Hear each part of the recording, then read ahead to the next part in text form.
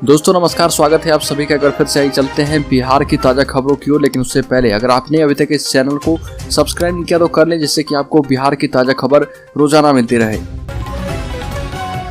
पहली और बड़ी खबर, गोपालगंज में विधानसभा उपचुनाव की तैयारियां हुई पूरी। बिहार में विधानसभा उपचुनाव का ऐलान हो चुका है, जिसको लेकर प्रशासनिक तैयारियां पूरी हो चुकी है, लिहाजा नामांकन की प्रक्रिया शुरू कर दी गई है। जिले की क्षेत्र संख्या 101 गोपालगंज विधानसभा सीट पर निर्वाचित प्राधिकारी अधिसूचना जारी करेंगे। नामांकन की प्रक्रिया आगामी 14 अक्टूबर तक दाखिल किए जाने की तिथि निर्धारित कर दी गई है। नामांकन जिला समाहरणालय परिसर स्थित सदर एसडीएम सह आरओ डॉक्टर प्रदीप कुमार के कार्यालय कक्ष में किया जाएगा, जहां पर सहायक निर्वाचित प्राधिकारी और प्रतिनियुक्त कर्मी मौजूद रहेंगे। अगली खबर, बिहार में आरक्षित सीट को जनरल सीट घोषित करे राज्य सरकार या फिर सुप्रीम कोर्ट ले सकता है कोई फैसला। पटना हाई कोर्ट के आदेश के बाद राज्य निर्वाचन आयोग ने बिहार में चल रहे निगम निकाय चुनाव को फिलहाल के लिए स्थगित कर दिया है। अब राज्य सरकार इस फैसले को सुप्रीम कोर्ट में चुनौती देने की तैयारी कर रही है। हालांकि इसके बावजूद भी चुनाव के लंबे समय तक लटकने की संभावना दिख रही है। नगर निकाय चुनाव में उम्मीदवार के तौर पर खड़े प्रत्याशियों के मन में कई तरह की भ्रम की स्थिति है। पूरे बिहार में नगर निकाय चुनाव को लेकर जो प्रचार प्रसार का शोर चल रहा था वह पूरी तरह से थम चुका है। ऐसे में अभी तक उन प्रत्याशियों को यह पता नहीं है कि आगे क्या होने वाला है। हालांकि चुनाव आयोग को किसी से कोई अनुमति लेने की जरूरत नहीं है। राज्य सरकार से अनुमति के आधार पर चुनाव नहीं कराई जाती है। चुनाव कराना चुनाव आयोग का संवैधानिक दायित्व है, जो कि कराना ही होता है, और कोर्ट का आदेश जो है उसका पालन करना पड़ेगा। क्लियर करना होगा कि किसी के लिए इस चुनाव में आरक्षण नहीं होगा। यह बिना आरक्षण का चुनाव है, जो सभी सीट सामान्य माने जाएंगे और फिर से नॉमिनेशन की कार्रवाई की जाएगी। अगली खबर, मुजफ्फरपुर के औराई गैंगरेप कांड में 3 आरोपी हुए गिरफ्तार। पिता ने कहा कि 3 नहीं 5 युवकों ने किया था गैंगरेप। शराब के नशे में थे सभी। मुजफ्फरपुर जिले के औराई थाना क्षेत्र के एक गांव में किशोरी से गैंगरेप कांड का पुलिस ने उद्भेदन कर दिया है। इस घटना में शामिल 3 आरोपियों को गिरफ्तार किया गया। इसकी पहचान औराई के समूथा गांव के सानू चौधरी, गौरव कुमार झा और दीपक कामती के रूप में की गई। पीड़िता के पिता के बयान पर इन तीनों के अलावा 2 और युवकों को नामजद करते हुए एफआईआर दर्ज किया गया है। अगली खबर, बिहार में आदमखोर बाघ को मारने का आदेश। 2 दिन में 2 को मारा। गुस्साए लोगों ने वन विभाग की गाड़ियों में तोड़फोड़ की। बिहार के वाल्मीकि टाइगर रिजर्व का बाघ आदमखोर हो गया है और उसने 2 दिन में दूसरी बार जान ले ली है, जिसमें एक युवक की मौत हो गई। और इससे नाराज लोगों ने वन विभाग के ऑफिस और गाड़ियों में तोड़फोड़ की। बवाल बढ़ता देख बाघ को मारने का आदेश जारी किया गया है। इस आदमखोर बाघ ने 9 महीने में 8 लोगों पर हमले किए, जिसमें से 7 लोगों की मौत हो चुकी है। 2 दिन में इसका ये दूसरा हमला है। इससे पहले 5 अक्टूबर की देर रात घर में सो रही 12 साल की बच्ची को बाघ अपने जबड़े में दबाकर ले गया और मार डाला। इसके बाद आज सुबह एक 35 साल के युवक की जान ले ली। लोगों में बढ़ते गुस्से को देखते हुए बिहार के चीफ वाइल्ड लाइफ वार्डन पीके गुप्ता ने बाघ को मारने के आदेश जारी कर दिए हैं। अगली खबर, नगर निकाय चुनाव स्थगित होने और विवाद खड़ा होने के बाद राज्य में सवर्ण राजनीति तेज हो गई। जैसे ही सवाल जाति पर होने लगा है, वैसे ही कांग्रेस अनकंफर्टेबल हो गई। कांग्रेस का कहना है कि सवर्णों, मुसलमानों और दलितों के खिलाफ बड़ी साजिश हो रही है। पिछड़ी जाति, अति पिछड़ी जाति के नेताओं को सरकार में ज्यादा तरजीह मिल रही, वहीं सवर्णों को कम तरजीह मिल रही है। कांग्रेस का कहना है कि पिछड़ा अति पिछड़ा के सवाल पर अभी चुनाव पर रोक लगाई गई है। पिछड़ों के वोट बैंक पर लालू प्रसाद और अति पिछड़ों के वोट बैंक पर नीतीश कुमार का कब्जा माना जाता है। नीतीश सरकार ने तो कई पिछड़ी जातियों को अति पिछड़ा श्रेणी में शामिल भी करवाया है। अगली खबर, राज्यसभा सदस्य सुशील कुमार मोदी ने कहा कि निकाय चुनाव पर रोक के बाद नीतीश कुमार अपनी गलतियां छिपाने के लिए सुप्रीम कोर्ट जाकर समय बर्बाद न करे। उन्हें इस मुद्दे पर एजी और राज्य निर्वाचन आयोग के पत्र सार्वजनिक करने चाहिए। सुप्रीम कोर्ट के आदेश की अवहेलना कर निकाय चुनाव कराने के नीतीश कुमार की जिद के कारण चुनाव पर रोक लगी है। उम्मीदवारों के करोड़ों रुपए डूब गए। क्या सरकार इस नुकसान की भरपाई करेगी? राज्य निर्वाचन आयोग और एजी ने भी ट्रिपल टेस्ट के आधार पर आरक्षण देने के बाद निकाय चुनाव कराने की बात कही थी, लेकिन मुख्यमंत्री के दबाव में दोनों को अपना मंतव्य बदलना पड़ा। निकाय चुनाव में राजनीतिक आरक्षण देने के लिए सरकार अब बिना समय गवाए विशेष आयोग बनाए और इस मुद्दे पर सारे पत्राचार सार्वजनिक करे, ताकि सच जनता के सामने आ जाए।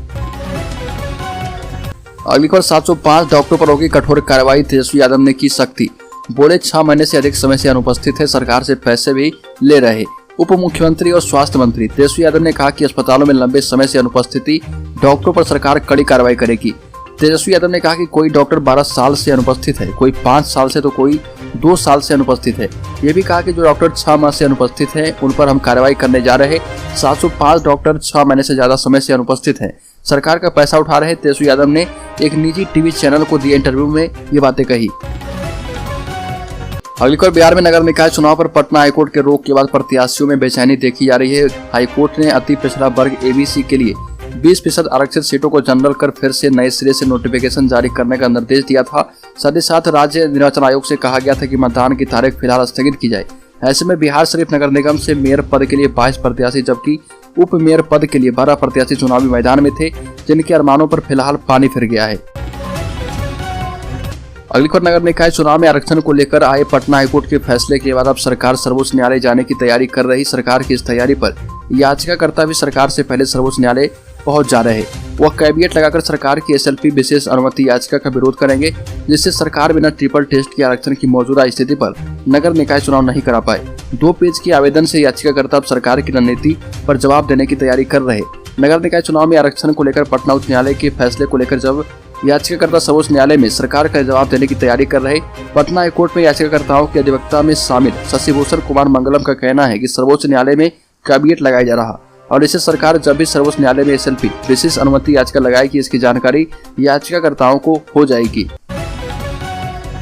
अगली खबर बिहार में सत्ता से बाहर होने के बाद भाजपा लगातार अपनी जमीनी सच्चाई और संभावनाओं को परखने में जुटी है।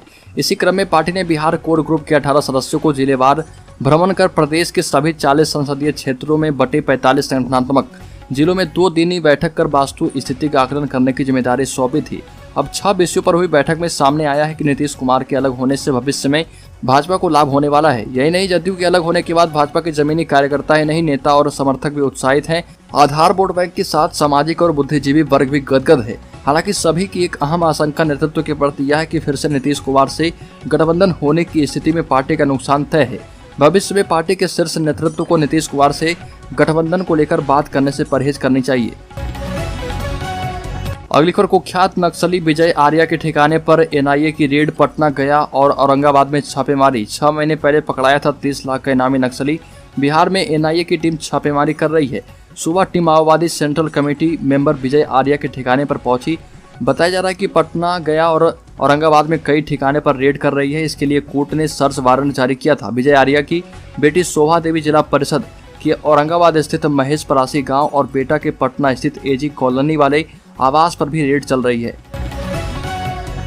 अगली खबर मधुबनी। बिहार राज्य अराजपत्रित कर्मचारी महासंघ ने 2 दिवसीय आंदोलनात्मक कार्यक्रम के तहत पूरे बिहार में 11 सूत्री मांगों की पूर्ति के लिए सभी जिला मुख्यालय पर जोरदार प्रोटेस्ट किया। पुरानी पेंशन बहाली, सभी रिक्त पदों पर नियुक्ति, प्रोन्नति, संविदा, आउटसोर्स प्रथा की समाप्ति, समान काम समान वेतन, केंद्रीय कर्मियों के अनुरूप राज्य कर्मियों, शिक्षकों को बढ़े हुए दर पर मकान किराया भत्ता का भुगतान सहित 11 सूत्री मांगों की पूर्ति हेतु पूरे बिहार में महासंघ ने किया प्रोटेस्ट। वर्णित 11 सूत्री मांगों की पूर्ति के लिए महासंघ ने 31 अगस्त 2022 को ही राज्य में आंदोलन शुरू किया था, जो कि अभी जारी है, और सभी जिला मुख्यालय पर प्रोटेस्ट किया। जिलाधिकारी के माध्यम से मुख्यमंत्री बिहार को ज्ञापन सौंपा गया। अगली खबर बिहार में चली तबादला एक्सप्रेस। 875 पुलिस कर्मियों का हुआ ट्रांसफर, जिसमें एएसआई और सिपाही शामिल है। तबादला वाले सभी पुलिस पदाधिकारियों और कर्मियों को सितंबर माह का वेतन उनके नए पदस्थापना वाले जिले से मिलेगी। पुलिस कर्मियों को 10 सितंबर तक उनके ट्रांसफर किए गए जिले में पोस्टिंग का आदेश दिया गया है। इतनी बड़ी संख्या में पुलिस वालों के तबादले से डिपार्टमेंट में खलबली मच गई। मिली जानकारी के मुताबिक सभी 875 पुलिसकर्मी नियमों को ताक पर रखकर अपने गृह जिले में ड्यूटी कर रहे थे। सबसे अधिक 375 पुलिसकर्मी पटना जिले से हैं और सभी पुलिसकर्मी पटना में ही पोस्टेड थे। ये नियमों के खिलाफ था। दरअसल 31 अगस्त 2022 को बिहार पुलिस के मुख्यालय स्तर पर गठित ट्रांसफर कमेटी की बैठक हुई थी, जिसमें पुलिसकर्मियों की पोस्टिंग के संबंध में समीक्षा की गई थी।